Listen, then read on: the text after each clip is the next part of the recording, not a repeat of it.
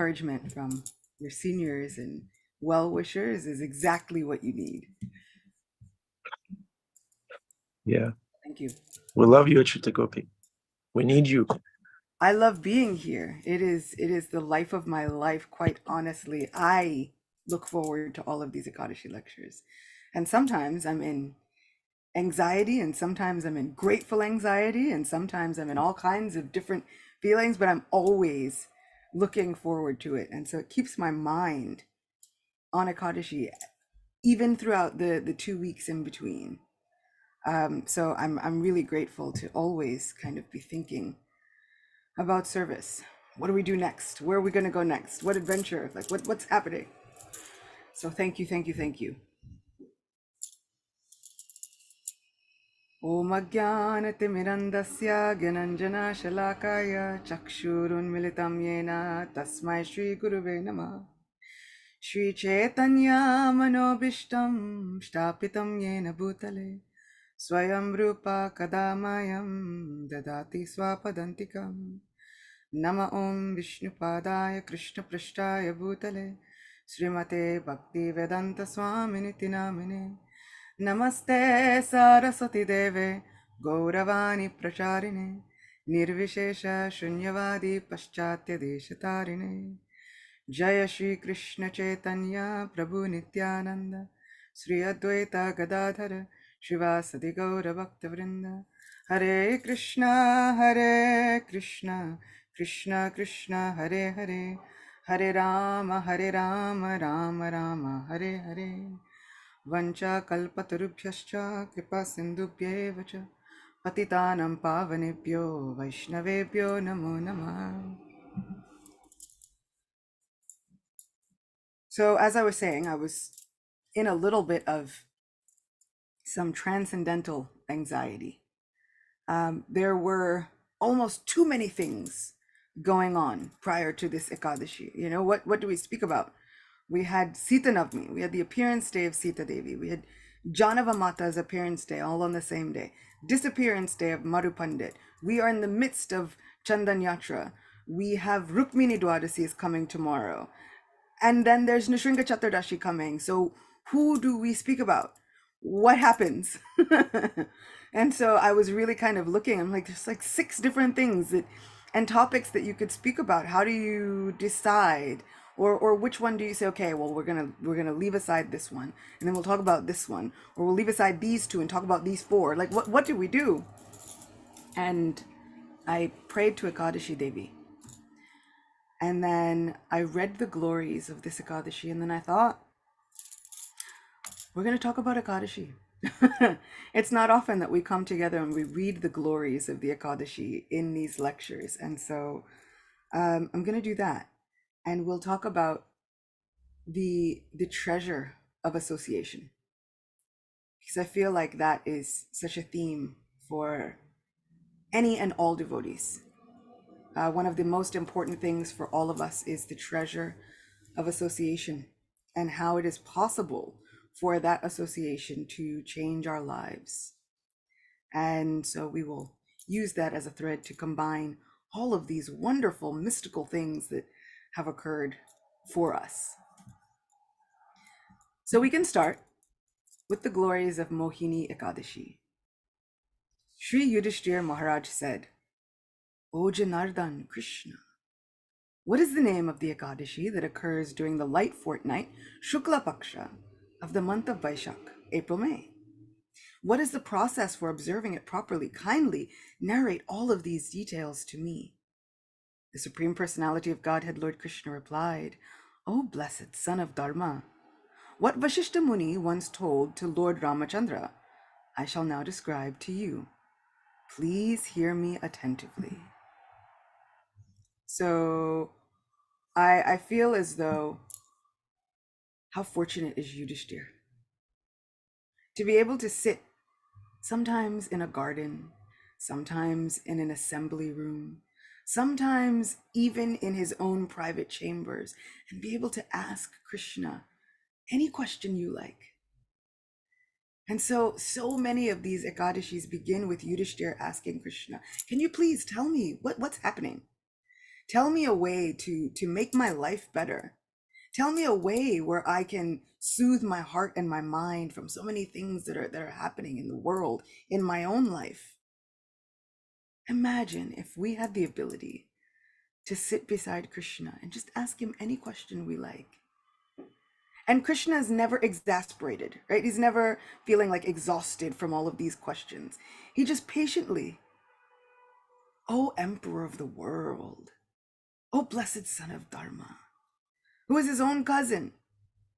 And speaking of the glory of Yudhishthir, whenever Krishna would see him, he would offer him obeisances as his elder. How incredible is Yudhishthir? And we kind of all do have this opportunity.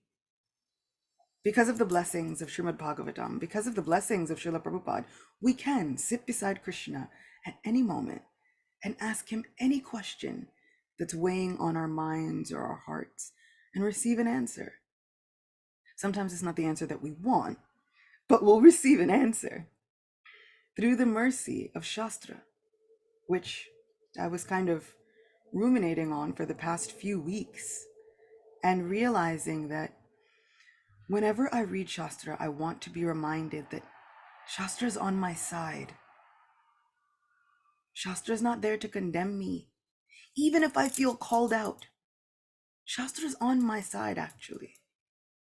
Can I read this as an ever well-wishing parent that is there to soothe me, that is on my side, eventually, ultimately, working for my greatest good, instead of feeling like I've only been chastised, or feeling as though you know what, this Shastra is too logical. It's too reasonable. It's telling me all the things that I don't want to hear. Can I look for the ways that it's uplifting me, even when I do nothing else but simply read? Can I look for the ways where Shastra is directly from the lips of Krishna? That is nectar. Everybody's looking for that nectar. Krishna plays the flute, everyone's looking to hear it. Everyone's looking for the same fortune that Krishna comes into Dwarka. He blows his conch shell, and then everyone's thinking that conch shell is so fortunate. Can I remember this is that same nectar, and it's never working against me?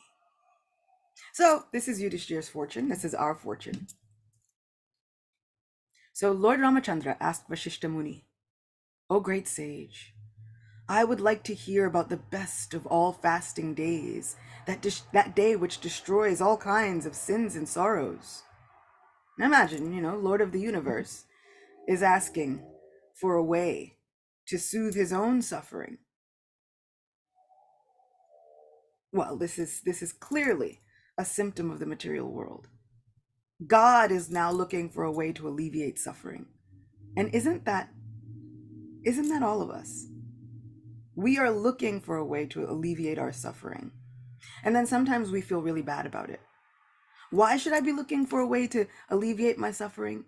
I should be more humble and I should just endure. But even the Supreme Person, Lord Ramachandra, is looking for a way to cope with enduring. This is the material world. It doesn't spare anyone.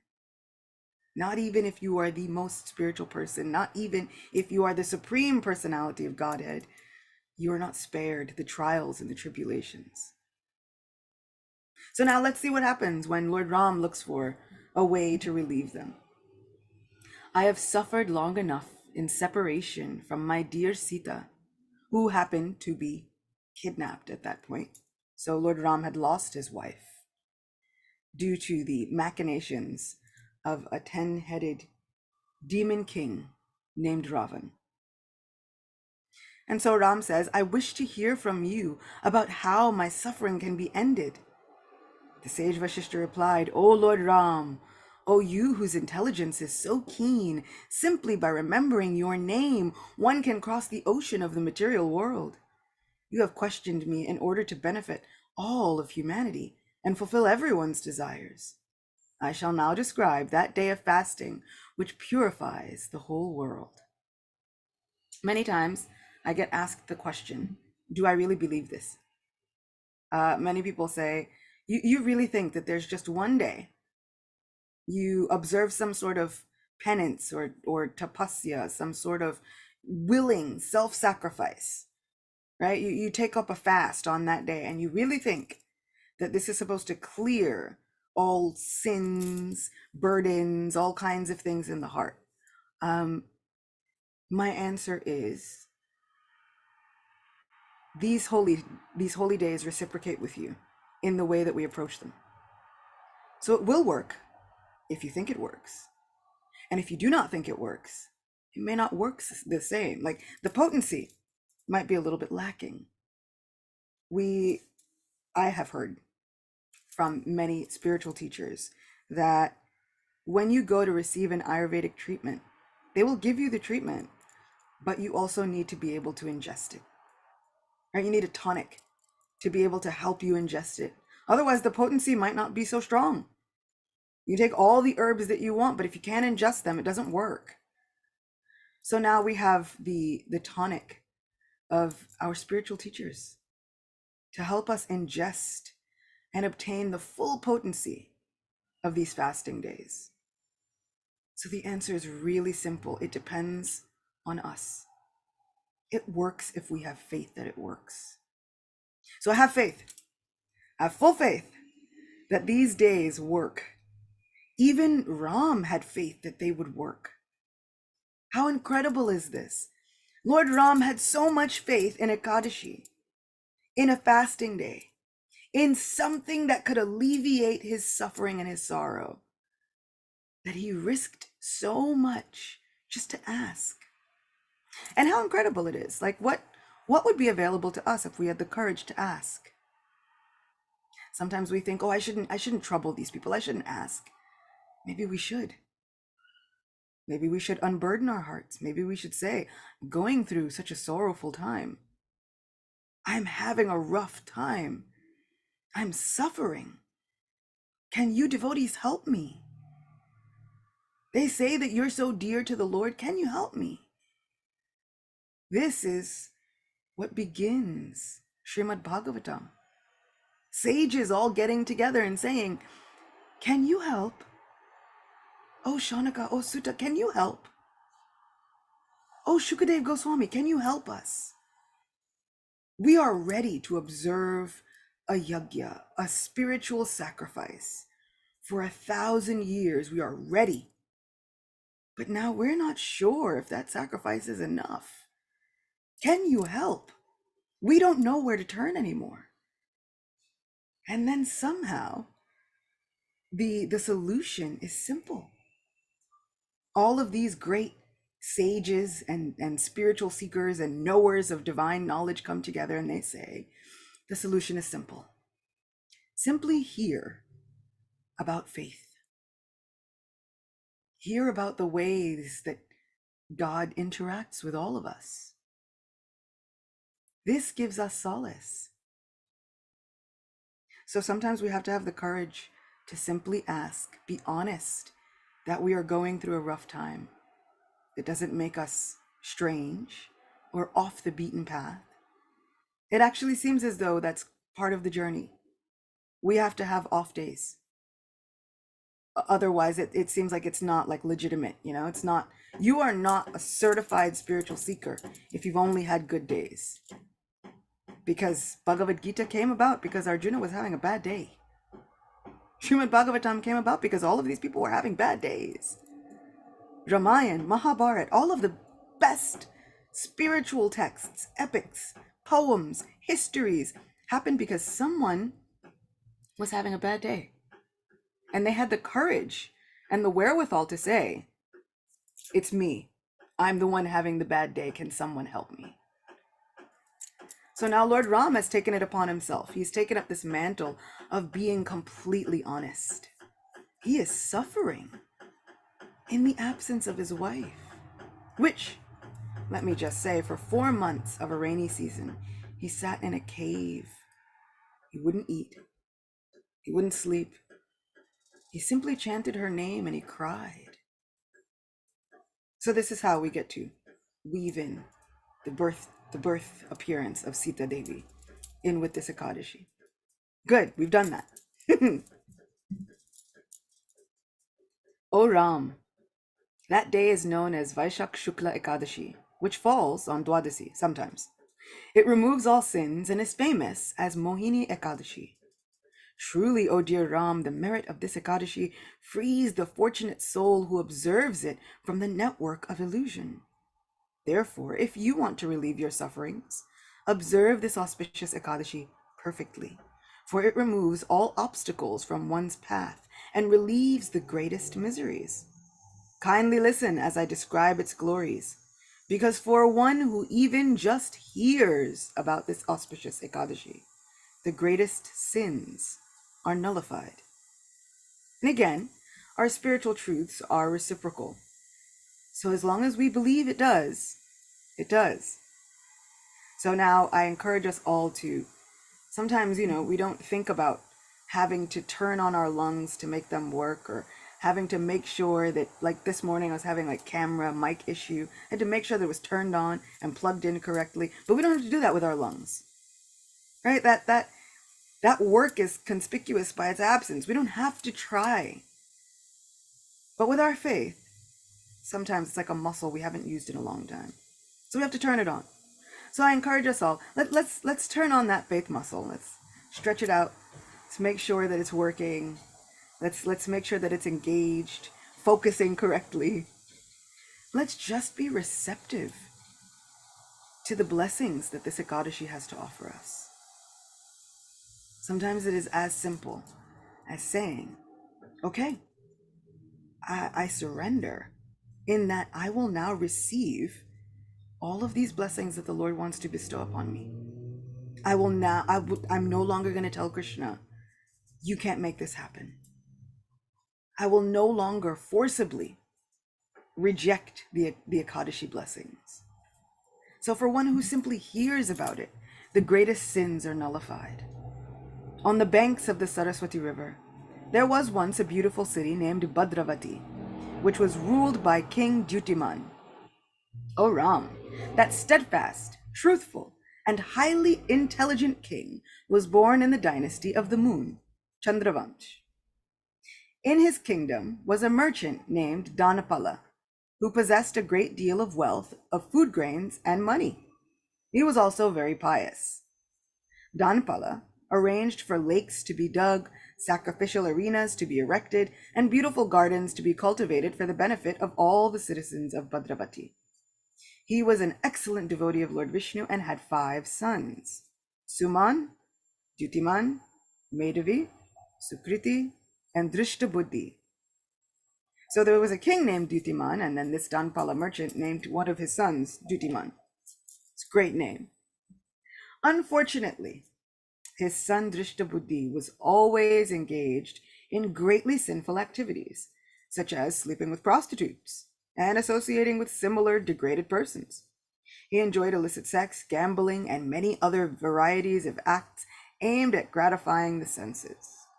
He disrespected the demigods, the devas, the Brahmins, the sages, the forefathers, and other elders of the community, as well as his family's guests. The evil-hearted Drishtabuddhi spent up his father's wealth indiscriminately, always feasting on untouchable foods and drinking alcohol to excess. This kind of sounds like someone who, if they walked into an ISKCON center, you'd probably try and call your temple commander and make sure that they did not step further foot into said ISKCON center. So, I mean, it's always amazing. Sometimes I like to sit back from these spiritual texts and stories and ask, would I see the potential in any of these people to become a devotee? Would I block their path? Would I say, no, you're not ready?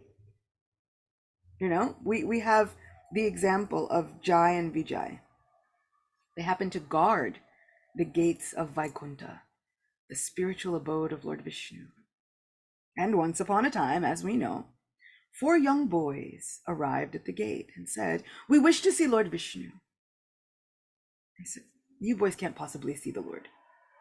There are yogis and sadhus and saints who have been self-sacrificing and doing penance and tapasya for thousands of years just to gain a glimpse of the effulgence of one toenail. And you young boys, you don't look older than 5. Now, what are you, like, you can't be older than 5. You're small, you're naked. Like, what makes you think that it's that easy? You can't go see God. Come back later. Go do some penance. Come back when you're older, more mature. This leads to these 4 young-looking boys, because they happen to be thousands of years old. They simply decided to stay looking 5 because they thought, at 5, no one's really concerned with all of the things that the material world has to offer. They're not concerned with home and spouses and wealth and jobs and money and any of those things. Then you know what? Let's remain 5. No one's gonna demand much of us if we remain 5. We can simply remain steeped in spiritual adventures. And so this leads to these 4 young-looking boys cursing Jai and Vijay. And they say, you're not fit to guard the gates of God. You're only looking at externals. Go to some place where only the externals matter. You can go to the material world. Yikes. This is a problem. So now I'm looking at this Drishta Buddhi and I'm thinking, does he have any redeeming qualities? Is there anything redeeming about this man that I would think that he would be the subject of an Ekadashi story for the rest of time? Here's a person who has done pretty much all of the wrong things. You have 4 regulative principles and he's breaking all of them, right? Carte blanche, breaking them all, no problem. Do I think that people like that can be redeemed? And even if I did think, how long would it take? Is it one of those things I'm like, you could be redeemed, just not in this lifetime. Good luck. Have I washed my hands of him within the first couple of paragraphs of hearing about him? So let's see what happens with Drishta Buddhi. One day, Danpala kicked Drishta Buddhi out of the house after he saw him walking along the road arm in arm with a known prostitute. From then on, all Drishta Buddhi's relatives were highly critical of him and distanced themselves from him also. After he had sold all of his inherited ornaments and become destitute, the prostitute also abandoned him and insulted him because of his poverty. So I don't know if any of you have ever seen, there's a television show called Intervention, and they go to people who have had really heavy problems and addictions, and the family will often perform an intervention. Here is how your actions have negatively impacted me in the following ways. They have a mediator, they have people, and then they have consequences, right? If you don't stop, we're going to cut you off. The family will no longer speak to you. We'll have to take away your inheritance, the whole deal. So here, even in scripture, right, thousands of years ago, same thing was still happening. So now Danpala, his father, has had to perform this emergency intervention. And he's thinking, I can't deal with you like this. And there's nothing that gets you to stop. And so he has to forcibly cut him off, which I can only imagine was very, very painful for the father. No one wants to have to do that to their child. So I'm imagining the pain of this family. They're going through a rough time. You've got the black sheep of the family, and now no one wants to talk about them. No one wants to talk about the road that they've taken. And so now Drishta Buddhi has not only been abandoned by his family, but also by the prostitute, who I'm sure he probably thought was there for a reason other than money. But unfortunately, it seems as though as soon as his money was gone, so was the prostitute. So now he's kind of lost almost everything. Drishta Buddhi was full of anxiety now and also hungry. So he thought, what should I do? Where should I go? How can I maintain myself? He then began to steal. The king's constables arrested him, but when they learned who it was and that his father was the famous Danpala, they released him. He was caught and released this way many times, which is amazing. On the strength of his father's identity, he was somehow spared by the law. This is us. On the strength of the blessings of our spiritual teachers, on the strength of the blessings of Krishna and Srila Prabhupada and all of our gurus, we are being spared the harsh chastisement of the material world. And then we walk around arrogantly thinking, God's never done anything for me. You know, if he really wanted to do something for me, why wouldn't he give me all of the things that I want when I want them? Meanwhile, we never understand that we are always being sheltered by the Lord's umbrella of mercy. We never know what could have been for us. Srila Prabhupada would often tell many disciples, they would ask, you know, why? What's the deal with Maya? And why would Krishna make Maya have this dominion? And Srila Prabhupada would remind them, you are in this predicament because you are not sufficiently afraid of Maya. We are not sufficiently afraid of this material energy. We have not given her her proper respect. So we see there's a thunderstorm and there's lightning, and we go inside. We try to make sure that we ground ourselves because we have the proper respect for the lightning. We understood it could be very bad for us, but we don't have that same respect for material energy and material nature. Once, Janavamata, who is the wife of Lord Nityananda, one of the most merciful, compassionate, bewildering entities to ever grace this earth and give us love of God. Janavamata, his wife, was traveling, and she was the head of all the Vaishnavas at one point. And as she was traveling, she was giving many lectures, and of course there were many people who were not happy about that.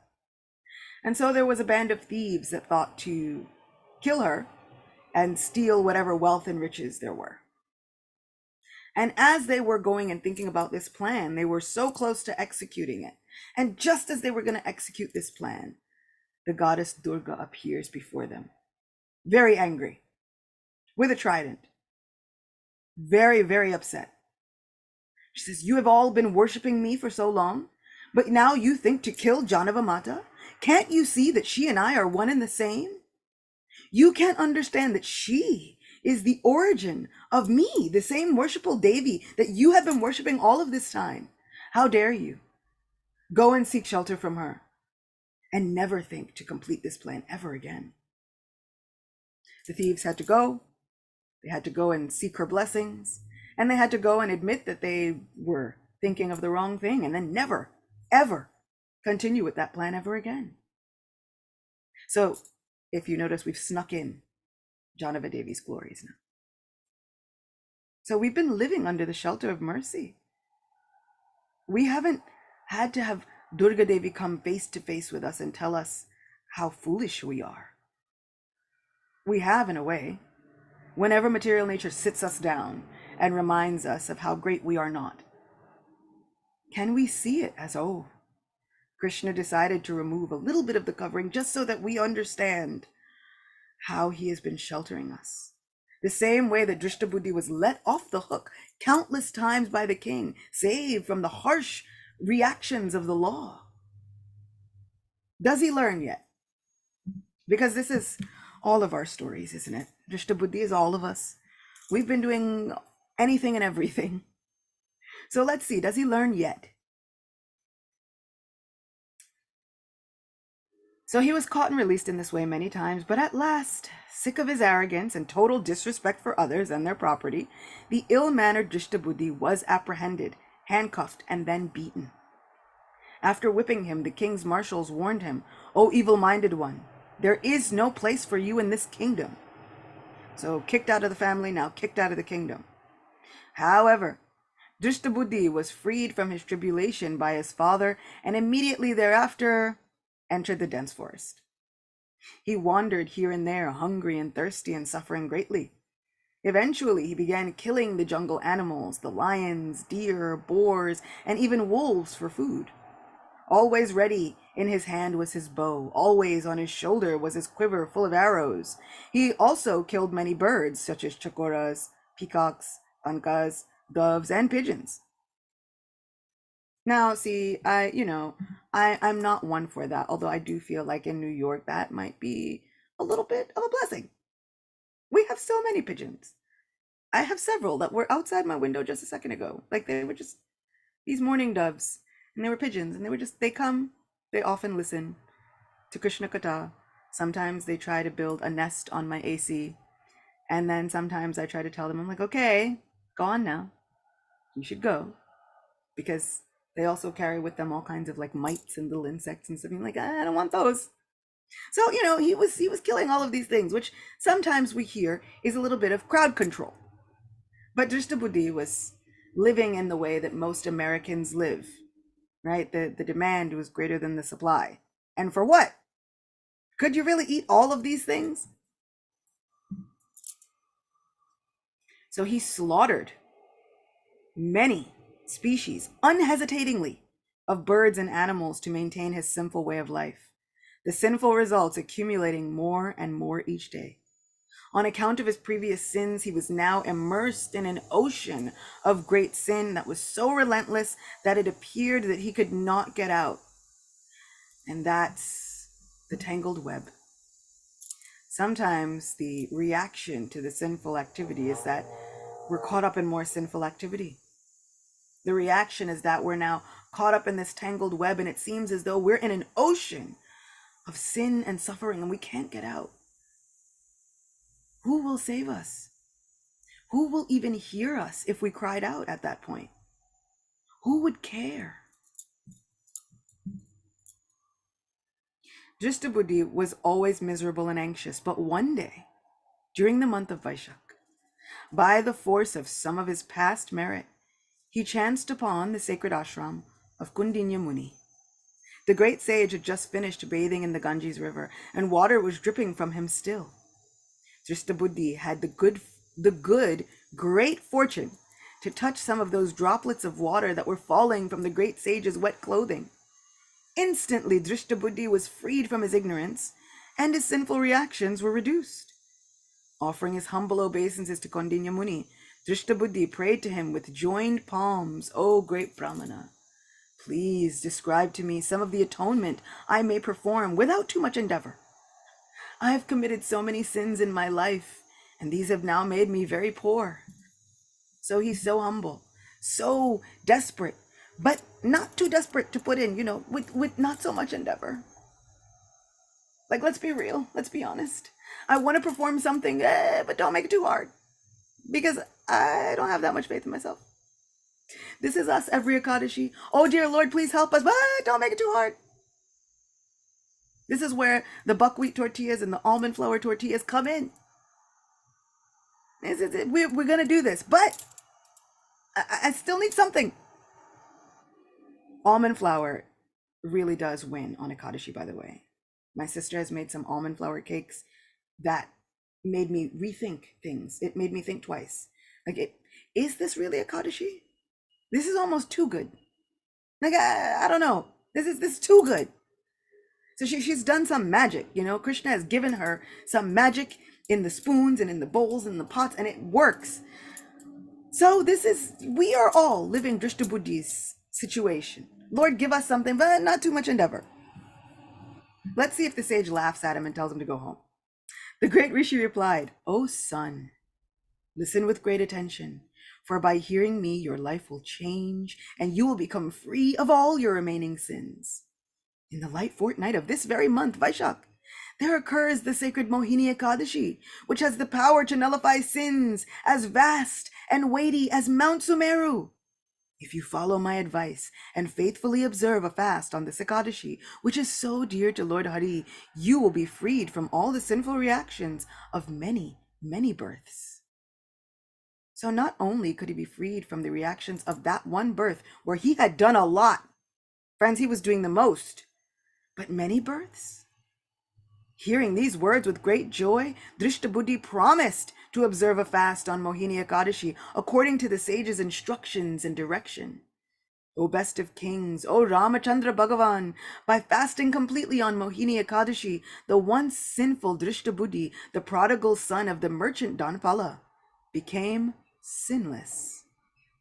Afterwards, he achieved a beautiful transcendental form, and free at last of all obstacles, rode upon the carrier of Lord Vishnu, Garuda, to the supreme abode of the Lord. O Ramachandra, the fast day of Mohini Ekadashi removes the darkest illusory attachments to material existence. There is thus no better fast day in all the three worlds than this. Lord Shri Krishna concluded, and so, O Yudhishthir, there is no place of pilgrimage, no sacrifice, and no charity that can bestow merit equal to even 1/16 of the merit a faithful devotee of mine obtains by observing the Mohini Ekadashi. And he who hears and studies the glories of Mohini Ekadashi achieves the merit of giving away 1,000 cows in charity. Thus ends the narration of the glories of Vaishak Shukla Ekadashi or Mohini Ekadashi from the Kurma Purana. How incredible. How incredible is our Krishna. All glories to Drishtabuddhi. I almost kind of want to thank him. Thank you for doing all the things that we are afraid of doing and then honestly doing them so that we could talk about them for the rest of the millennium, for the rest of time. Imagine being an example of first what not to do and then exactly what to do. So he did everything. And his sinful reactions were that he was miserable. He didn't feel good. So can we be redeemed? Yes. And sometimes the sinful reaction is that we feel miserable. Right? You go and you eat the things that you know you're allergic to. It doesn't feel great. We do the things that we know are causing a spiritual allergic reaction. Doesn't feel great. We fall back into those habits that we know are not good for us, but the mind tells us, just chill out. Take it easy. Must you be so spiritual all the time? You need a couple of hours for yourself, just to turn your mind off. And we know, I've been down this road before. It actually doesn't turn out the way I think it's going to turn out. But without, we try again. And then we get the spiritual allergic reaction and we're itchy and we've got hives and it doesn't feel great. Our stomach is cramping. Nothing feels good. We're miserable. Can we allow ourselves to simply surrender to the process, which doesn't have too much endeavor? And what I like is so many Ekadashis, when you hear the glories, they'll tell you about all the things you need to do to complete that Ekadashi. Here they did not. They just say one who observes a complete fast becomes sinless. Whatever that complete fast means. And in comes our Srila Prabhupada with a banner, a flag waving of mercy, saying, don't worry. You don't just have to eat once a day. You don't just have to do a complete nirjal. You don't have to do anything. You don't have to stay up all night. Just increase your chanting and hearing and fast from grains and beans. Have all the almond flour tortillas you want. No problem. Srila Prabhupada is so merciful, so kind, so willing to meet us wherever we need to be met, because we are praying hard. Lord, we need to be saved from the suffering. I'm suffering, but don't make the solution too difficult. I don't have faith in myself yet that I can follow all of the stringent rules. Even down to chanting 64 rounds on this Ekadashi day. No problem, don't do it. 32, no problem. 25, no problem. Okay, 16. Even if you can't, simply chant something with full attention and watch how Krishna arranges for us to increase. Just chant something. Srila Prabhupada has done us such a service. I heard a story recently from a Christian that made me absolutely cry thinking about Srila Prabhupada's mercy. And I'd like to share that with you all, if you will allow me. So there was once a man who had a dream. And in that dream, he was in kind of like a library room. And there were books and catalog cards and all kinds of things. He took out one card. And on the card, there was an action that he wasn't proud of. Call it whatever you like. An addiction to alcohol, whatever it is, was written on the card. And he thought, oh, this doesn't make me feel good. And he realized that the whole room was full of cards with all of his actions. Actions that he was not proud of. Actions that he was not happy with. All filled up this entire room. That is overwhelming to the heart. Thinking of looking at a room of all of our past misdeeds, all of the things that we'd like to forget, now all housed in this one room. Next, in walked Jesus, the very last person he would want to see. Because why would you want to see the spiritual teacher in the room with you and all the things that you would not like to look at? Jesus took the card. And on that card was written the man's name. Right? You've got like an addiction, man's name. He crossed out the man's name, wrote his own name, Jesus, and underneath wrote, paid in full. And then he commenced to do that with every card in the room. This is the compassion of great saints, willing to take all of the sinful things that we are not proud of and say, they're paid in full. Don't worry. Shishi Radha Murlidhara ki jai, Shri Gaura Chandra ki jai. Srila Prabhupada crossed seas, dealt with heart attacks, many strokes, no doctors, prayed to Krishna. Wait, but just give me a little more time. For what? To be able to come into each of our lives and make those allowances. All of the things you are afraid of, they're paid in full. You no longer have to suffer for any of those reactions. Every time we surrender to Krishna, it's like a new initiation day. And at the end of that initiation, what happens? We take a final banana. We recite a prayer. We place that banana into the fire. What are we placing in there? Friends, that is the room cataloging all of our past misdeeds. We have now invested all of that into that one banana. And as we say a heartfelt prayer to the Lord, Namo Brahmanya Devaya Go Brahman Hitaya Cha Jagadditaya Krishnaya Govindaya Namo Namaha. And we place it into the fire. We enter into a spiritual contract, and our gurus say, it's all paid in full now. Now all you have to do is be Krishna conscious. Each day. And that perfection in our spiritual lives simply means that we keep trying. Many philosophers nowadays have said that real love means forever tries. Means trying forever. That's what it means to get it right, that we just try again and again. Perfection in our spiritual life means that we just keep trying. That we never give up trying. And Krishna will send all of his greatest, best devotees and friends to remind us everything that you are afraid of, all the things that you don't think you can come back from, all the things. Why would God love you when I am like this and like this and like this? It's all paid in full. Due to Srila Prabhupada's mercy. He was willing to say, I will make the contract. I will speak for you. I will advocate for you.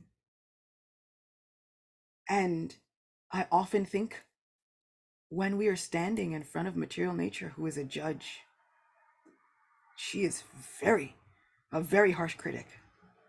Who will speak for my lackluster love? So fickle, here today, gone tomorrow. Today I can feel like, oh, Krishna, you've done everything. And tomorrow I will turn around and tell him he's done nothing. It is not fixed. It is not focused. Rukmini Devi, see, I had to weave it in. I wove in everything else. Even Prahlad, there was a little hint if you could catch it, right? Jai and Vijay, there was a hint. I have to weave in Rukmini Devi. Even Rukmini Devi. She becomes the celebrated wife of Krishna, but before that, she was 14 to 16. And in a letter she writes, I can understand if you won't accept me, my lord. In fact, I probably brought it on myself. How can I think that you would want to accept me? Have I done enough? But if you don't want to accept me, that's fine. I will wait lifetime after lifetime until you do. That is not my mood. I am constantly sitting here like, Lord, you better accept me this moment or it's done. You better accept me this Ekadashi or tomorrow I'm not trying anymore. You've already put me through way too much. I've had to go through a Kali Yuga, all the things that I've had to go through, right? I start listing them. I had to be born premature, and I had to be in this place, and I have to be in this realm where people look at me weird because I'm in a woman's body or I have a skin color, and look at all these things that I've had to go through. So you should accept me now, just the way I am, even though I'm not really willing to put in that much more endeavor. And I'm not really going to be fixed about my faith either, because tomorrow my faith might be missing completely. Right? You never know what you're going to get on any given day, but you should accept me this day. Why? What have I brought to the relationship between me and Krishna? If anyone else did that to me and they were thinking, you should just accept me and we should be together for lifetimes. Like, well, why? Just because of how amazing you are and your sunny disposition? Because my disposition is hardly sunny. Most of the time, we're chanting japa and we're just getting through it. And then we rejoice. Got my rounds done. Woohoo! Like if I got on the phone with someone and they were constantly like, when can I get off the phone with you? And then we finally, okay, the conversation is done. Like, oh, thank God. Woo! I had to talk to you for like 2 hours today. And then I have to do it again tomorrow. Like, what kind of toxic relationship is this? Everybody needs therapy at this point. And this is how we expect Krishna to accept us. And friends, the most incredible thing is that he does. Every day. And as soon as we even begin to think about calling out his name, he comes running back. That is why Maya is such a harsh critic. Because she knows my Lord will not even stand up for himself. My dear brother won't even stand up for himself in the face of such a toxic love. He'll just keep running back to these people. I've seen them hurt him again and again. And he keeps going back. Let me step in and try and play referee at least. So who will be my advocate? I can't even advocate for myself. I can't even say, I'm worth it now. I've learned my lesson.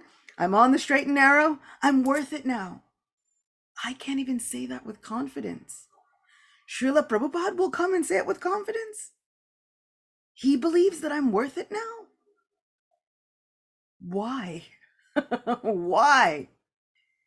But he does. And so, with the faith that Srila Prabhupada has in me, I can fast on this Ekadashi. And I can wholeheartedly believe that all of those debts of sinful reactions have been paid in full. I don't have to go back to that room anymore. I don't have to be ashamed anymore. I don't have to feel the guilt anymore. It's been paid in full. Thanks to all of my spiritual teachers. Thanks to all of these saints willing to walk through the fire for me, you, all of us. Thanks to Ekadashi Devi. Thanks to Yudhishthir asking these questions. And thanks to Drishtabuddhi for living such a relatable life. This is our blessing. We can all do it. And at the end of this day, we can recite this one prayer. Oh Lord, I may not have done everything perfectly. In fact, I may have done everything imperfectly. But I've done it with you in mind. Please accept whatever I have done. Forgive me for whatever has not been done. And please know, to the core of my heart, I simply want to please you. Thank you so much. Nice, Ekadashi Acyuta Gopi. Beautiful class. Sam, thanks for giving such a relatable class. Everybody was getting terrified when you were describing the mentality of an inattentive chanter. I saw Henry Prabhu's eyes were growing big. Oh my God. and then you said, still, Krishna accepts you. Prabhupada will be your advocate. Very, very nice class. Thank you. Hope-giving class. We can take one reflection. Rupesh Kumar Prabhu. Hare Krishna Mataji, beautiful class. I guess you word a million stories in one lecture. That's truly beautiful, and reflecting on it in the way, in the sands of time, in the continuum of time, even great folks like Jay Vijay, who could get the glance of his divineship, full glance of the divineship every millisecond or nanosecond, could become the greatest demons. Fallen souls, and like our Jagai Madai, who were trying to attack his lordship himself, could become his own devotees and preach his teachings. That's beautiful. So, and also Sri Ramachandra that you shared is always here. Sri Ramachandra stories are always eloquent. So I'm just trying to have a contextual understanding of yesterday is something that story, and today is something about that. You're saying that Sri Ramachandra retreated into the cave for his longing towards Sita. Can we consider that attachment you mentioned with the attachments to a Sita? Can we think that it was an unhealthy relationship as to start with, and which became healthier after his penance? Because here's a different thing. I'm trying to understand the rasas, right? Because when we look at Madhurya Kadambini and these books and all these interesting tales, there are different types of rasa, right? There is dasya rasa, there is Vatsalya rasa is maybe so the Vatsalya rasa that is there of Dasharatha for his son, if that is unhealthy relationship or attachment, can we consider this rasa that is there for this romantic rasa or prem rasa that is there between Sri Ramachandra and Sita is also unhealthy? Or how do we actually intellectually debate this thing? I'm just kind of confused. I'm a novice devotee just starting off, so just trying to understand a bit, Mataji. Actually, I'm glad that you brought that up because that was one point that I wanted to make and didn't think I had time to make it. So Sri Ram is saying he's suffering in the absence of his wife. It's a little weird, isn't it? You know, we often think that the Lord should be Atmaram, never attached. I was just reading in first canto, Srimad Bhagavatam, and of course there's famous verses. Famously, the Lord comes into Dwarka and he's greeted by all of his wives. And they say that by their innocence, they thought that they had controlled the Supreme Lord. But the Lord is famous as Atmaram, never attached, completely detached. And I cried. I said, enough. I've heard enough about this detached Lord. If he's so detached, why are we doing all this? Like, does he even care about me then? If he's so detached, does he care if I'm there worshiping or not worshiping? Then it becomes like, oh, I'm only worshiping for my own gain. But we're supposed to be getting free from our own gain. Ahaytuki apritiyata, unmotivated, uninterrupted, right? This devotional service is supposed to be unmotivated and uninterrupted. Where do I go for help? And I cried because I was so frustrated about hearing about my detached Lord. It just did not sit well with me because I'm a person who needs to know that the people that I love are attached to me because I'm attached to them. And so I thought, if I'm having this yearning, they've always told me, all my spiritual teachers have told me, you have all of these yearnings because ultimately it is within that relationship with Krishna. So somewhere there must be this yearning. I have to have some attachment. There must be something there. Well, what's the deal? And then I went and I was reading the same Srimad Bhagavatam, but with the commentaries of Srila Vishwanath Chakravarti Thakur. And so he uses those verses in a different way. He says that there were some who glanced on the Lord with prema, with love. And there were some who glanced on the Lord with almost a facade of love. It's a little deceitful. It's a little fake. For those who glanced on him with love, he was completely controlled. And for those who glanced on him with deceit, he wasn't. But they say in Thakurji's commentaries that the Lord had an uninterrupted love for his queens. Even Parvati Devi was a little bit astonished at looking at how Ram was lamenting in the absence of his wife. She was thinking, "Oh Mahadev, you've said that this is your worshipful Lord. How is the Lord so attached that he's lamenting in this way? One, because shouldn't he know what's already going to happen? He knows past, present, future. Why is he lamenting? What is this? This is the Lord's desire. The Lord desires to be controlled by love. And so they say that the Lord is Atmaram, self-satisfied. But when he comes in contact with those devotees who have prema, premanjana churita bhakti vilochanena, their eyes have the ointment, the kajal, the eyeliner of love on them. When the Lord gets that hint, the whiff, he willingly removes his potency where he is not controlled or conquered. And the unconquerable becomes conquered. The Lord told Prahlad Maharaj once, Prahlad had vowed to defeat a hunter or someone who he thought was a hunter. Turns out to be God. And he says, "Oh my Lord, I vowed to defeat you. What am I supposed to do now?" And the Lord appeared to Prahlad and he said, "Oh Prahlad, I am always conquered by your love." So this is the attachment. This is the only healthy attachment. This is the real love.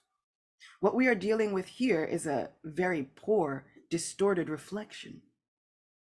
But when it is directed toward Krishna, and when Krishna feels that reciprocation toward us, it is a transcendental love which never breeds an unhealthy attachment. Even Dasarath didn't have to have an unhealthy attachment. That attachment to Ram was the supreme attachment. Kunti Devi says in her prayers famously, she says that she wants to give up the attachment for family so that I can always be directed toward you, Krishna. But Srila Prabhupada famously says in the purport, will Krishna destroy those attachments? No, because her family were devotees. We are supposed to be attached to devotees. We are supposed to be attached to association with devotees, because that is the real treasure of our lives.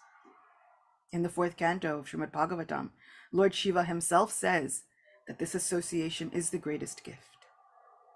Seeing the form of the Lord that the devotees hold dear is the greatest gift. And we should seek that out with all of our being.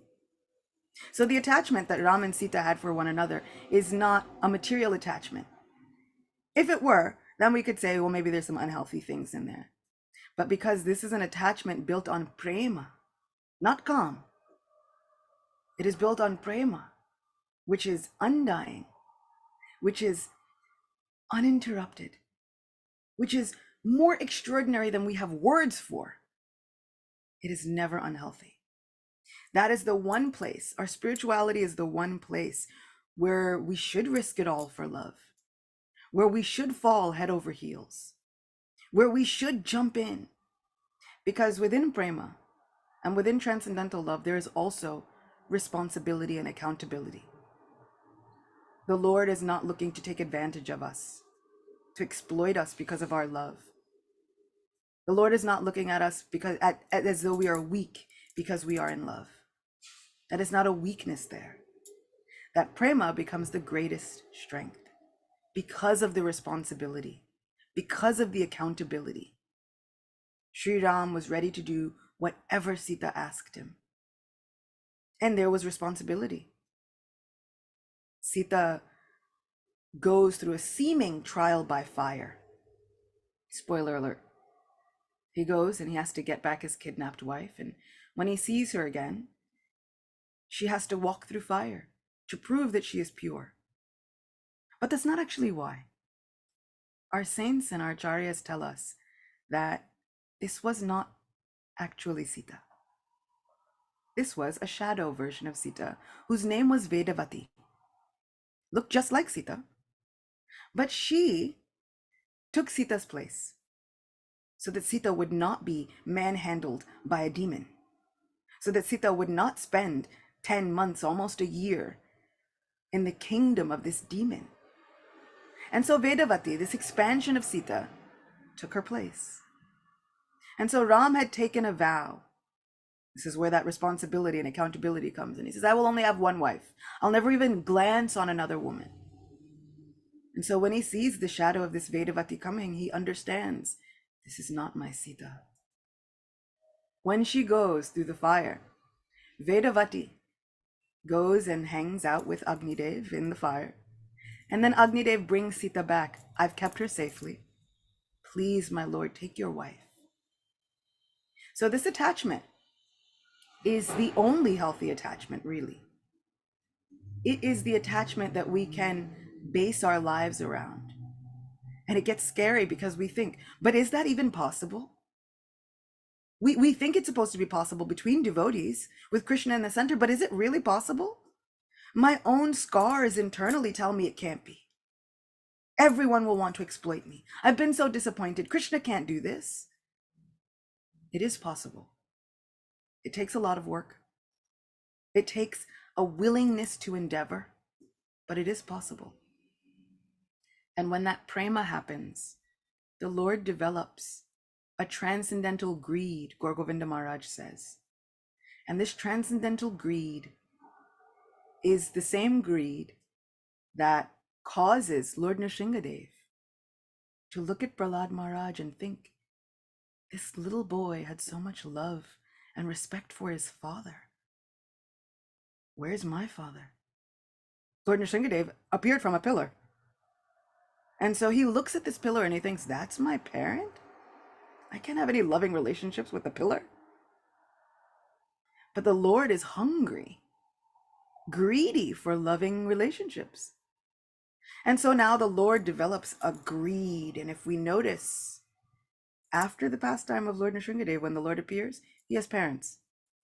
He says, never again will I do this thing where I don't have parents. Prahlad is even looking at me as a father.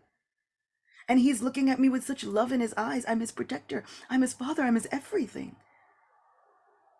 I want to experience a love where I can look at someone as they are my everything. And so, these incarnations have parents. Because the Lord is greedy for love.